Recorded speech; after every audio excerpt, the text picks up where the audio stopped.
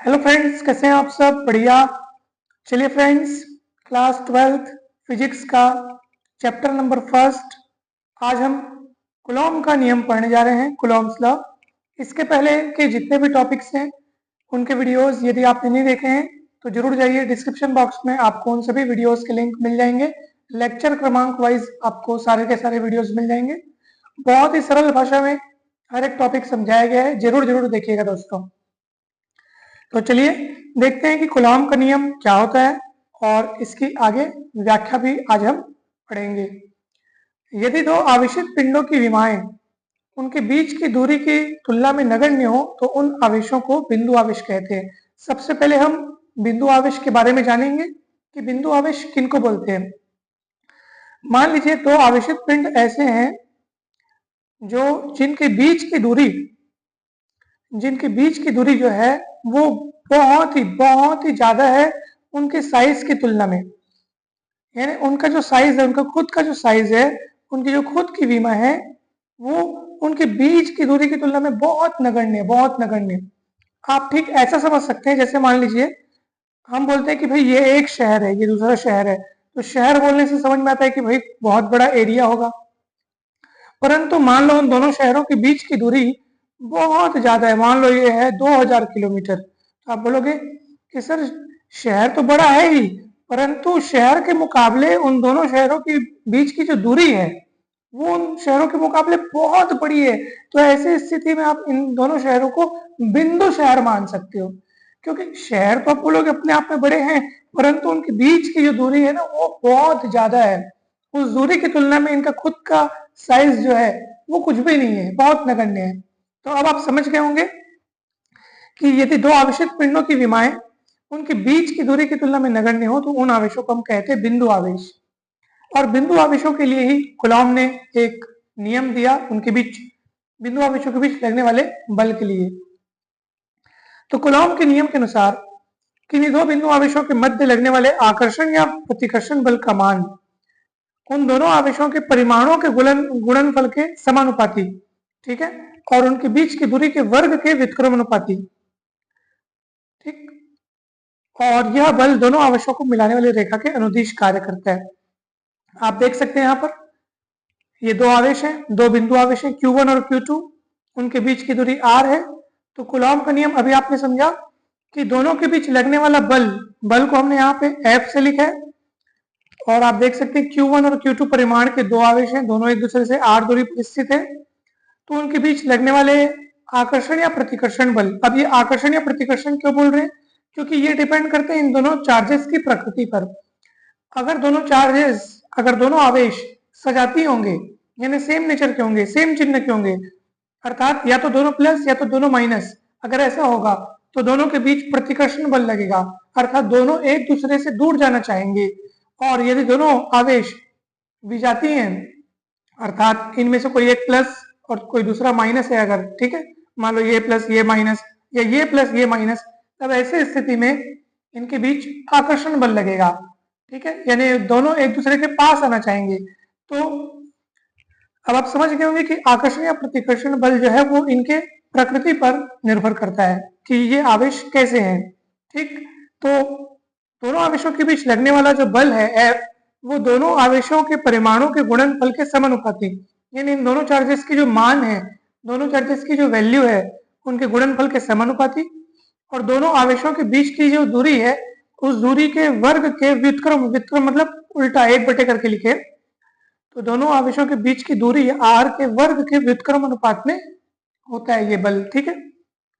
अब दोनों को कंबाइन करके लिखेंगे, F समानुपाती इतना और F समानुपाती 1/r²। देखो जब आप समानुपाती पढ़ोगे तो 1/r² पढ़ना, और अगर आप एक बटे करके नहीं पढ़ना चाहते तो इसको व्युत्क्रम अनुपाती पढ़ना, ठीक है। यानी हम इसको ऐसे बोल सकते हैं कि F दूरी के वर्ग के व्युत्क्रम अनुपाती होता है, ठीक। या फिर अगर आप ऐसा पढ़ना चाहो तो ये भी सही है, F 1/r² के समानुपाती होता है, ठीक है। तो आपने अगर इसको 1 समेत करके पढ़ा है ना तो आप इसको समानुपाती करके पढ़ना। तो चलिए अब हम इन दोनों को कंबाइन करके लिखते हैं, तो क्या होगा बताइए, F समानुपाती इतना भी है और F समानुपाती 1/r² भी है, तो F समानुपाती Q1 Q2 आ जाएगा और बटे में r² तो r² लग जाएगा। और समानुपाती का चिन्ह जब भी हम हटाते हैं तो एक कांस्टेंट लेते हैं के, तो के क्या है, समानुपाती नियतांक है। अब आप सोचते होंगे सर ये तो ठीक है, चलो के तो नियतांक के रूप में आपने ले लिया, ये Q1 Q2 को आपने ये मॉड लगा करके क्यों लिखा है? दोस्तों इस बारे में हम आपका कंफ्यूजन दूर कर देना चाहते हैं। आप अगर मॉड नहीं भी लगाएंगे तो भी कोई दिक्कत नहीं है, कुछ भी गलत नहीं है। मॉड लगाने का अर्थ यह है कि हमने इस बल का मान निरपेक्ष रूप में निकाला है। निरपेक्ष रूप मतलब हमने यहाँ पे धनात्मक रूप में इसको निकाला है, क्योंकि इस मॉड का मतलब क्या होता है, जैसे हम यहाँ पे लिख रहे हैं मॉड एक्स, ठीक है, मान लो एक्स कोई राशि है, ठीक, गणित में आप इसको और अच्छे से समझेंगे। तो जैसे मॉड एक्स है ना, तो इसका मान कभी भी निगेटिव नहीं होता, ये सदैव ग्रेटर देन और इक्वल टू 0 होता है। यानी मॉड का मतलब होता है कि वो आपको निरपेक्ष मान प्रदान करेगा, चिन्हों से हट के केवल उसकी जो वैल्यू है ना वो प्रदान करेगा, ठीक।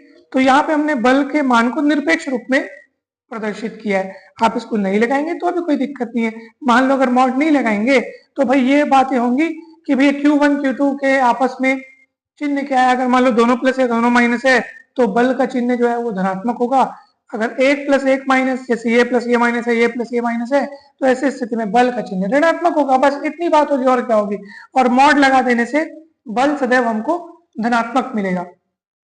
तो मॉड का बस यही रोल है, बाकी कोई दिक्कत नहीं है। तो चलिए, के समानुपाती नियतांक है जिसका मान दोनों आवेशों के बीच के माध्यम और मापन की पद्धति पर निर्भर करता है। तो इसी के मान को अब हम आगे ज्ञात करेंगे दोस्तों।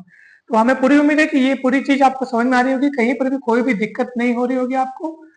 कूलॉम का नियम बहुत ही सरल है दोस्तों। दो बिंदु आवेशों के मध्य लगने वाले आकर्षण बल या प्रतिकर्षण बल का मान दोनों आवेशों के परिमाणों के गुणनफल के समानुपाती और उनके बीच की दूरी के वर्ग के व्युत्क्रमानुपाती होता है। एकदम सरल है। और ये बल दोनों आवेशों को मिलाने वाली रेखा के अनुदिश कार्य करते हैं। यानी ये जो रेखा दिख रही है ना, बस इसी रेखा के अनुदिश ये बल कार्य करेगा। तो दोस्तों चलिए, अब हमारा उद्देश्य क्या है कि ये जो समानुपाती नियतांक हमने यहाँ पे के लिया हुआ है, अब इसका मान हम ज्ञात करेंगे और इसका मान अलग अलग पद्धति में अलग अलग तरीके से ज्ञात किया जाता है। तो पहले हम बात करते हैं ऐसे ही पद्धति में। अब आप सब यहाँ पे देखिए, ऐसे ही पद्धति में हम के का मान किस तरह से ज्ञात करते हैं। तो ऐसे ही पद्धति में हमने यहाँ पे हेडिंग लिखा है और उसमें भी पहला नंबर आप देख सकते हैं कि भैया पहला नंबर और दूसरा नंबर क्यों, क्योंकि दोनों आवेशों के बीच माध्यम कौन सा है वो अपने को देखना पड़ेगा। उसके हिसाब से फिर के का वैल्यू अलग अलग तरीके से लिखा जाएगा। जब दोनों आवेशों के मध्य वायु या निर्वात हो, ठीक है, निर्वात किसको बोलते हैं, जहां कोई भी माध्यम न हो, परंतु 100% निर्वात असंभव है। थोड़ा ना थोड़ा मात्रा में, एकदम हल्का ना हल्का मात्रा में वहां पे कोई ना कोई माध्यम रहता ही है, ठीक है। तो निर्वात पूर्णतः जो निर्वात है, 100% जो निर्वात है वो इम्पॉसिबल है। इसलिए हम इस तरीके से भी बोलते हैं कि जब दोनों आवेशों के मध्य वायु या निर्वात हो, जहां वायु का घनत्व एकदम मिनिमम हो, एकदम मिनिमम, वायु एकदम कम मात्रा में हो, तो उसको हम निर्वात के रूप में ले लेते हैं, निर्वात के रूप में मान सकते हैं। जब दोनों आवेशों के मध्य वायु या निर्वात हो, ठीक है, तब के का मान किस तरीके से लिखा जाएगा आप देख सकते हैं, 1/4πε0। ये के की वैल्यू है 1/4πε0। ये एक्सपेरिमेंटल वैल्यू है, एक्सपेरिमेंट की मदद से ये ज्ञात की गई है। और इन सब को जब आप यहाँ पे 4 की वैल्यू, 4 तो 4 है, पाई का मान जब आप रखेंगे, ε0 का मान यहाँ पे हमने नीचे यहाँ पे लिखा हुआ है, आप देख सकते हैं, ये ε0 का मान है। तो ε0 का मान जब आप यहाँ रखेंगे और इसको पूरे को कैलकुलेट करेंगे तो ये माना जाएगा 9 × 10⁹ न्यूटन मीटर स्क्वायर प्रति कूलम स्क्वायर। यहाँ पे जो ε0 आपको दिख रहा है दोस्तों, उसको वायु या निर्वात की निरपेक्ष विद्युतशीलता या परावैद्युतांक कहते हैं, यानी कि एब्सोल्यूट परमिटिविटी ऑफ वैक्यूम, ठीक है, वायु निर्वात की निरपेक्ष विद्युतशीलता, या इसी को हम लोग बोलते हैं डाइलेक्ट्रिक कांस्टेंट, ठीक। और आप यहाँ से ε0 का मान निकाल सकते हैं, आप देख सकते हैं ε0 उधर जाएगा और k इधर आएगा, तो ε0 का मान निकल आएगा 1/4πk। ε0 का जो एक्सपेरिमेंटल वैल्यू है, ये कांस्टेंट है जिसकी वैल्यू इतनी होती है, तो ये आप सदैव याद रखिएगा 8.854 × 10⁻12 कूलम स्क्वायर प्रति न्यूटन मीटर स्क्वायर, ठीक। चलिए दोस्तों, अब हम क्या करेंगे, ये जो के की जो वैल्यू आप देख रहे हैं, के की वैल्यू कितनी 1/4πε0 है, इतनी या इतनी जो भी है, तो इन मानों को अब हम पीछे जाकर के समीकरण 1 में रख लेंगे। ये देख सकते हैं आप, ये k का मान हम यहाँ पे रखेंगे। तो अब आप देखेंगे कि आपको क्या मिलेगा। ये देखिए k का मान हमने रखा है 1/4πε0 Q1 Q2 by r square ये न्यूटन। ठीक, इस तरीके से ये हमारे पास बल का मान आया हुआ है। हम फिर से आपको बता रहे हैं, वो मॉड के कारण आप कंफ्यूज नहीं होइएगा, हम वहां पे निरपेक्ष फॉर्म में लिखे। आपको अगर कहीं पर भी डाउट हो रहा है तो आप बेझिझक बिंदास होकर के इस मॉड को यहाँ से हटा सकते हैं, कोई भी प्रॉब्लम नहीं है। वो सिर्फ इतना दिखाने के लिए लिखा है कि हम इसका निरपेक्ष मान बताना चाह रहे हैं, बाकी कोई प्रॉब्लम नहीं है। ठीक, तो आप उसी रूप में यानी बिना मॉड के ही आप लेकर के आगे बढ़ सकते हैं दोस्तों, उसमें कहीं कोई दिक्कत नहीं है। तो 1/4πε0 Q1 Q2 by r square Newton, बल का मात्रक न्यूटन है। k का मान हमने कितना रखा 1/4πε0, या इतना भी रख सकते हैं, आप देख सकते हैं 1/4πε0 बराबर 9 × 10 की घात 9 होता है ना भाई। तो आप 9 × 10 की घात 9 रख करके एक और एक्सप्रेशन प्राप्त कर सकते हैं। इसको आपने समीकरण 2 कह दिया, इसको 3 कह दिया। अब दूसरा पॉइंट देखिए आप, जब दोनों बिंदु आवेशों के मध्य वायु या निर्वात के अलावा अगर कोई दूसरा मीडियम हो, दूसरा माध्यम हो, ऐसे स्थिति में k की वैल्यू 1/4πε0 के साथ साथ एक फैक्टर यहाँ पे और आ जाएगा 1/εr। अब आप कहेंगे सर ये कौन सी चीज है? तो देखो एप्सिलॉन आर को हम लोग बोलते हैं माध्यम का परावैद्युतांक। अब भाई कोई माध्यम आ गया है, पहले तो सिर्फ वायु या निर्वात था, अब कोई माध्यम आ गया है तो उसके लिए भी हमको वहां पे काम करना पड़ेगा। तो ये जो ये आपको दिख रहा है 1/4πε0, उसके बदले में आप 9 × 10 की घात 9 लिख सकते हैं, और ये 1/εr है। अब k की वैल्यू इतनी अगर रखेंगे उसी समीकरण में, तो अब आपको पहले तो 1/4πε0 बस दिखता था, परंतु उसके साथ ये एप्सिलॉन आर भी अब एक शामिल हो जाएगा। ठीक, या 1/4πε0 की जगह में आप 9 × 10 की घात 9 रख सकते हो, बाकी 1/εr तो आपके पास रहेगा ही रहेगा, और ये Q1 Q2 बटे आर स्क्वायर तो रहेगा, और ये पूरे का जो बल का जो मान है, ठीक है, साथ में उसका मात्रक न्यूटन। इसको समीकरण हमने 4 दे दिया। अब हम क्या कर रहे हैं, अब आप समझ गए होंगे दोस्तों कि ε0 को क्या बोलते हैं, वायु या निर्वात की निरपेक्ष विद्युतशीलता। ठीक, या उसी को वायु या निर्वात का अपन परावैद्युतांक बोल देते हैं। परंतु ये एप्सिलॉन आर को क्या बोलते हैं, माध्यम का परावैद्युतांक बोलते हैं। ठीक, माध्यम का परावैद्युतांक बोलते हैं।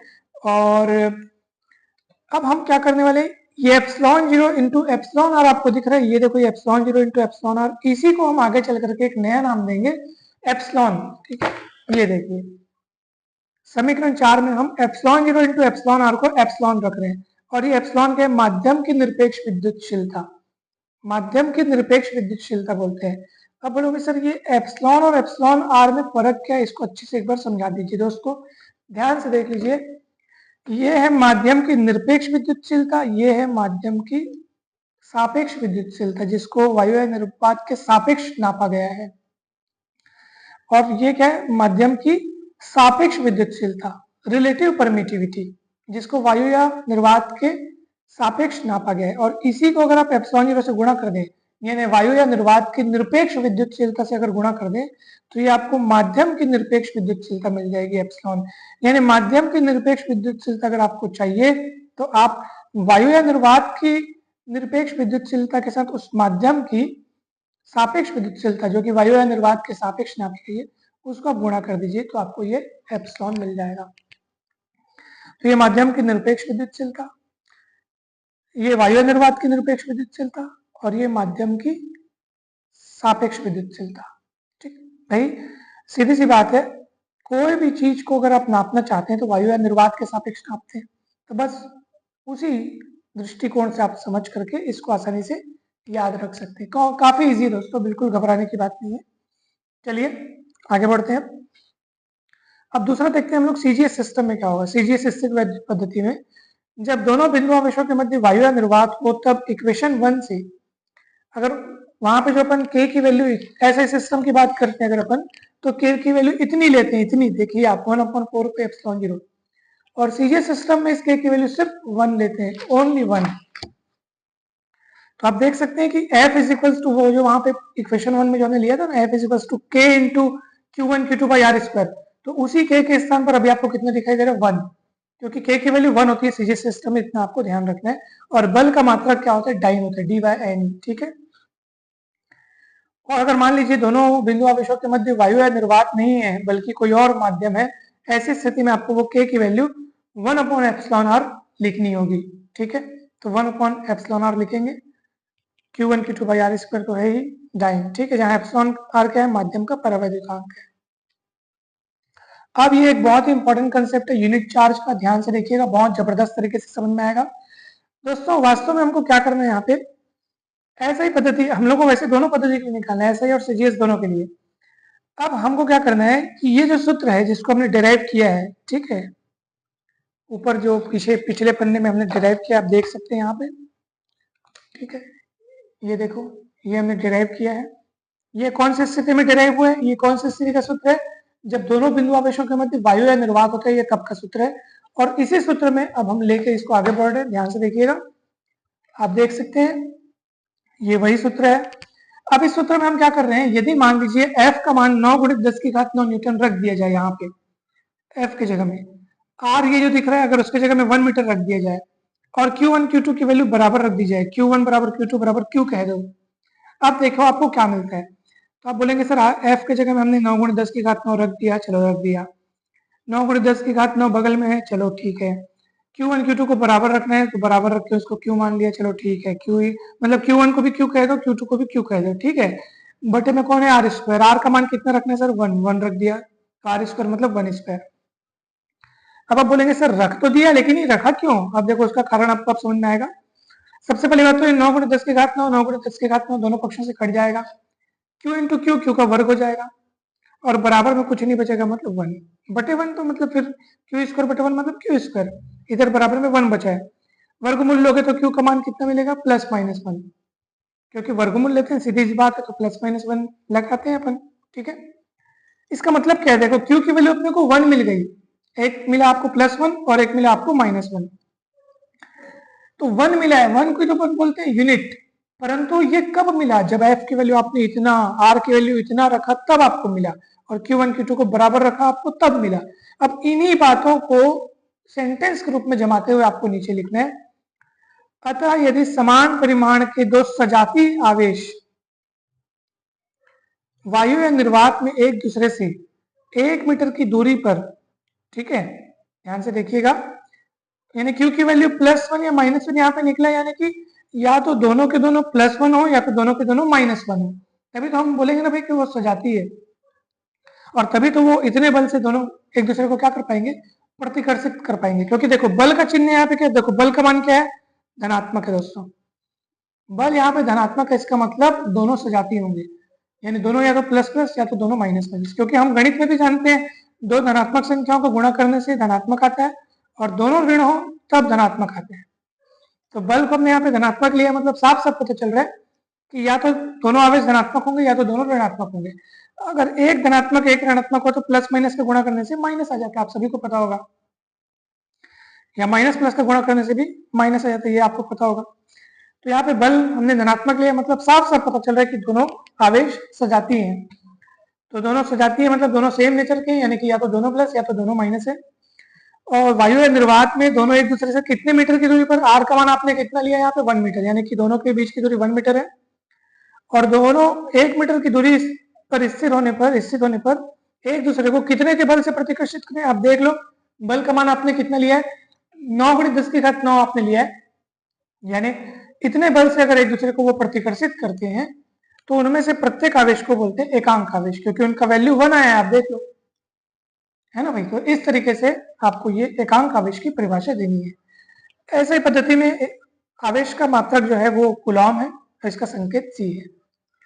वैसे कूलॉम जो है आवेश का काफी बड़ा मात्रक है, इसलिए हम माइक्रो कूलॉम का भी इस्तेमाल करते हैं, और 1 कूलॉम बराबर होता है 10⁻⁻⁶। मतलब ये ऐसे हम बोल सकते हैं कि 1 माइक्रो कूलॉम बराबर 10⁻⁻⁶ कूलॉम, इस तरीके से आप इसको याद रखिएगा ये रिलेशन को, ठीक है। चलिए अब हम आप देख सकते हैं सीजीएस पद्धति में, यानी सीजीएस स्थिर विद्युत मात्रक में, अब आपको यूनिट चार्ज किस तरह, तो इस आप देख सकते हैं बल का मान हम लोग किस तरीके से लिखते हैं, Q1 Q2 बटे आर स्क्वायर, क्योंकि K की वैल्यू यहाँ पे 1 हो जाती है। बाकी कंसेप्ट वही है, Q1 Q2 बराबर Q रख दो, R बराबर 1 सेंटीमीटर और F बराबर 1 लेना। अब F का मान यहाँ पे 1 क्यों रखे, पहले F का मान 9 गुणे 10 की घात 9 क्यों रखे थे, क्योंकि बगल में भी 9 गुणे 10 की घात 9 था, तो उसको काटना था अपने को। आप देखिए यहाँ पे पहले F का मान इतना क्यों लिए थे, क्योंकि उस एक्सप्रेशन में भी 9 गुणे 10 की घात 9 राइट साइड में था, तो इसको काटने के लिए इतना लिया गया था ताकि ये कट जाए। अभी तो बेचारा ऐसा कुछ है नहीं यहाँ पे, अभी F का मान अपन 1 लाइन लेंगे तो क्या होगा बताइए, तो 1 1 रखेंगे, Q1 Q2 को बराबर रख के अपन दोनों को Q रख देंगे तो Q बराबर प्लस माइनस 1 निकल जाएगा। बाकी डायलॉग्स वही है। अतः यदि समान परिमाण के दो सजातीय आवेश वायु निर्वात में 1 सेंटीमीटर हो जाएगा, क्योंकि अभी आप सीजीएस सिस्टम में बात कर रहे हैं, तो 1 सेंटीमीटर की दूरी पर स्थित होने पर एक दूसरे को 1 न्यूटन नहीं बल्कि 1 डाइन के बल से प्रतिकर्षित करें तो दोनों आवेशों में से प्रत्येक एकांक आवेश कहलाते हैं। और सीजीएस सिस्टम में आवेश के मात्रक को स्थिर वैद्युत मात्रक, इलेक्ट्रोस्टैटिक यूनिट ऑफ चार्ज या स्थित कूलॉम कहा जाता है। तो परीक्षा में प्रश्न कैसा आएगा दोस्तों, कूलॉम के नियम की व्याख्या कर एकांक आवेश को परिभाषित कीजिए या एकांक आवेश को समझाइए। इस तरीके से परीक्षा में प्रश्न आ सकते हैं। हमें पूरी उम्मीद है कि ये आपको बहुत बढ़िया तरीके से समझ में आया होगा दोस्तों। कहीं पर भी कोई भी डाउट हो तो जरूर पूछिएगा। वीडियो अच्छा लगे हो तो लाइक कीजिएगा, चैनल को सब्सक्राइब कर जरूर शेयर कीजिएगा, वीडियो को कमेंट करके अवश्य बताइएगा कि ये वीडियो आपको कैसा लगा। और इसी तरह से डेली वीडियोस आते रहेंगे दोस्तों। आप सभी को बहुत बहुत धन्यवाद। Thank you so much. जल्द ही मिलते हैं नेक्स्ट वीडियो में।